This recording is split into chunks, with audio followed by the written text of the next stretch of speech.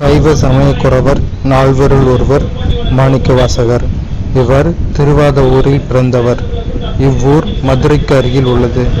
மாணிக்கவாசகர் அரிமர்த்தன பாண்டியனிடம் தலைமை அமைச்சராக பணியாற்றியவர். பாண்டியனுக்காக குதிரை வாங்கச் சென்றபோது திருப்பெருந்துறை இறைவன் திருவருளால் ஆட்கொள்ள பெற்றவர்.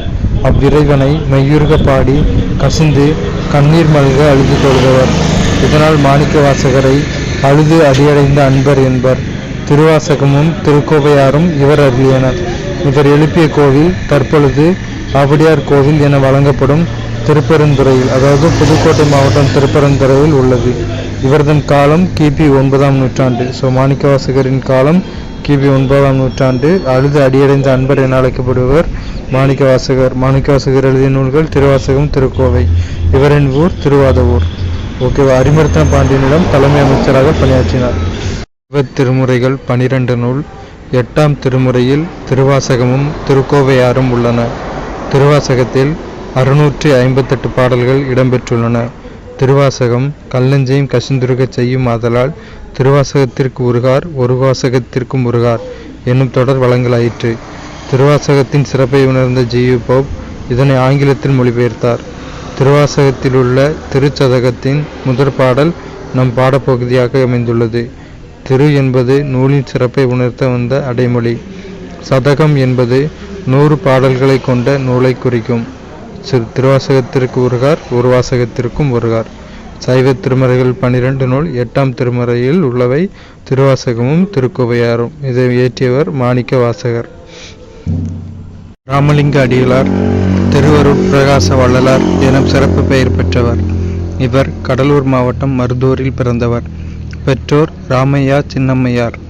ஜீவகாருண்ய ஒழுக்கம், மனுமுறை கண்ட வாசகம் ஆகிய நூல்கள் இவர் எழுதியவை. இவர் பாடல்கள் அனைத்தும் திருவருட்பா என்னும் தலைப்பில் தொகுக்கப்பட்டுள்ளன. ராமலிங்க அடிகளாரின் பாடல் தொகுப்பின் பெயர் திருவருட்பா. சமரச சன்மார்க்க நெறியை வழங்கியவர் இவரே.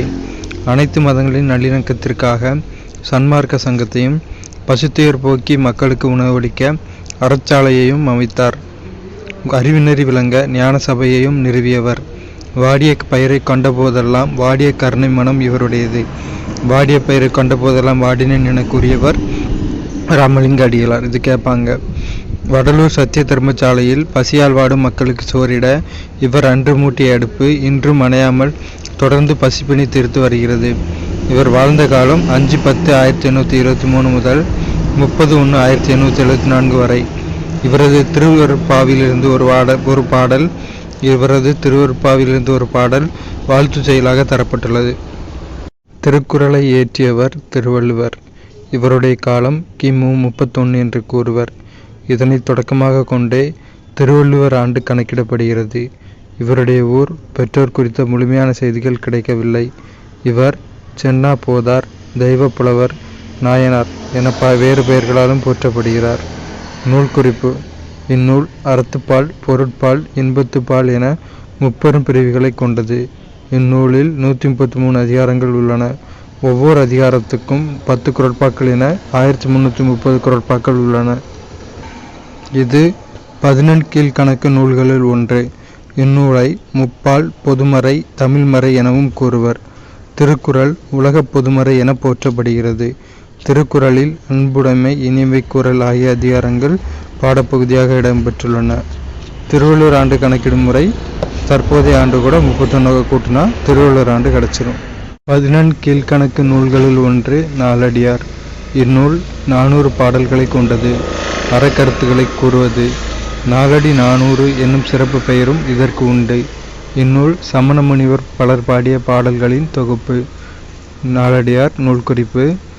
14 கீழ்கணக்கு நூல்களில் ஒன்று நாலடியார். இந்நூல் 400 பாடல்களை கொண்டது. அறக்கருத்துக்களை கூறுவது. நாலடி 400 என்னும் சிறப்பு பெயரும் இதற்கு உண்டு. இந்நூல் சமண முனிவர் பலர் பாடிய பாடல்களின் தொகுப்பு. வேளாண் வேதம் என்று அழைக்கப்படுவதும் நாலடியார் தான். இதுவும் கேட்பாங்க. நாலடி 400 என்று அழைக்கப்படுவது நாலடியார். நாலடியாரை இயற்றியவர்கள் சமண முனிவர்கள். இதெல்லாம் கேட்பாங்க. தமிழ்நாட்டின் புகழ்பெற்ற கவிஞர். பாட்டுக்கொரு புலவன் பாரதி என்று கொண்டாடப்பட்டவர். இவர் விடுதலை போராட்ட வீரரும் ஆவார்.